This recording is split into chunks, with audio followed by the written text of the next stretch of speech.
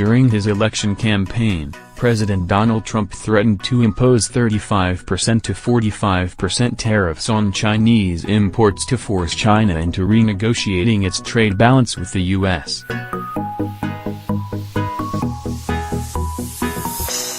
The immediate result of that would be a fierce trade war that America would almost certainly lose.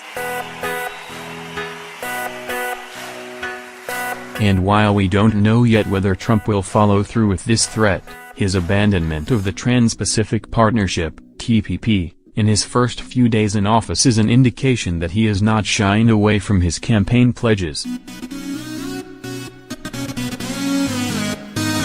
Trump is now entering uncharted waters. He has already demonstrated his ignorance of Asian affairs when he publicly accepted a phone call from Taiwan's president, Tsai Ing-wen, in December, and shortly afterwards announced that he didn't understand the One China policy, or why he should respect it. His abandonment of the TPP will simply accelerate China's displacement of America as the world's leading economic power. For the moment, China has decided to wait for the U.S. to make the first move.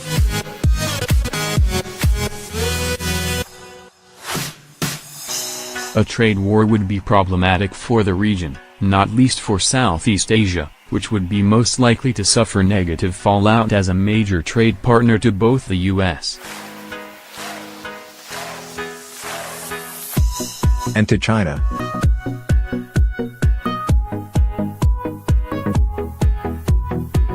But it would not be a disaster for China, mainly because the U.S. needs China more than vice versa.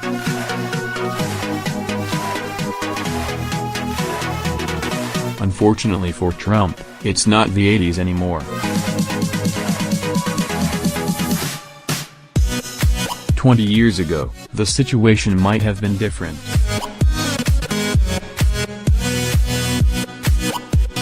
China was dramatically underdeveloped, and it wanted access to Western technology and manufacturing techniques. China has most of what it needs now, and what it doesn't have it can easily obtain from vendors outside the U.S.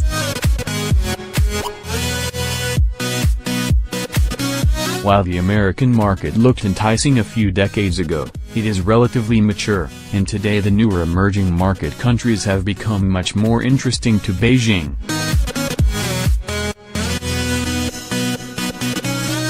The fastest growing markets for the best items China produces, like laptop computers and cell phones, are in developing regions such as India, Latin America, and Africa.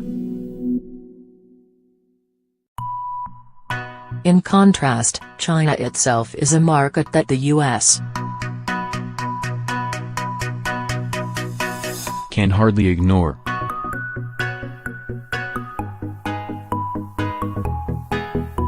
By the end of 2015, Chinese consumers had bought 131 million iPhones.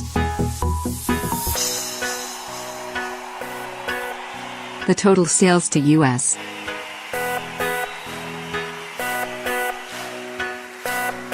customers during the same period stood at only 110 million. And iPhones are only a small part of U.S. exports.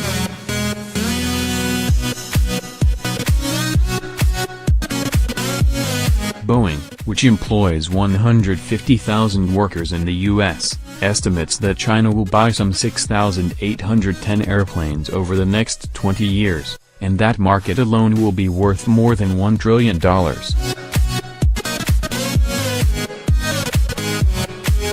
Were Trump to start a trade war, the most immediate effects would probably be felt by companies like Walmart, which import billions of dollars of cheap goods that are bought mostly by the people who voted Trump into office.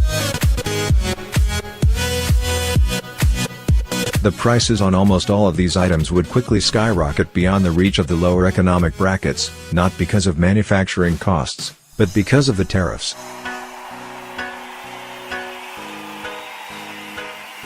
The result would be an economic war of attrition that China is infinitely better positioned to win. China's foreign currency reserves now stand at more than $3 trillion. In contrast, the U.S.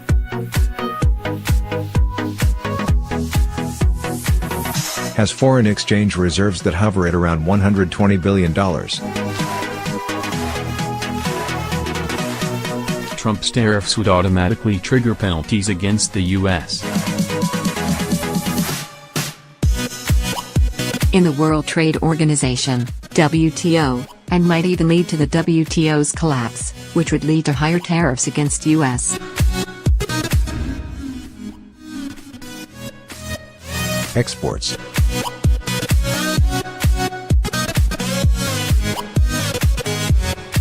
While it might take a while for that to happen, the turmoil would be catastrophic for American business and employment. China, on the other hand, would emerge relatively unscathed.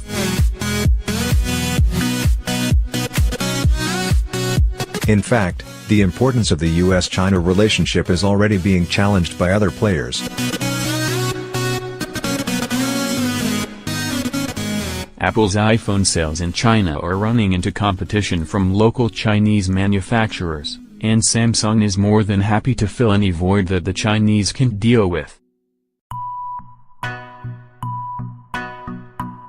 Likewise, the Chinese would happily shift their $1 trillion in future aircraft purchases to Airbus, a European firm that is already building a plant in China to finish assembly of large, twin-aisle jets. As for automobiles, most Chinese would just as soon drive a Mercedes, BMW, or Lexus as a Ford. Both China and leading economic experts hope that a trade war won't happen.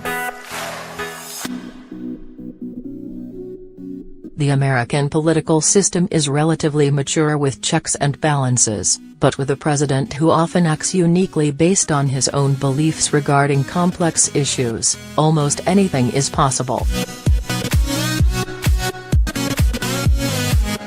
Professor Winter Nee is the Regional Director of Southeast Asia and Oceania for IMD Business School.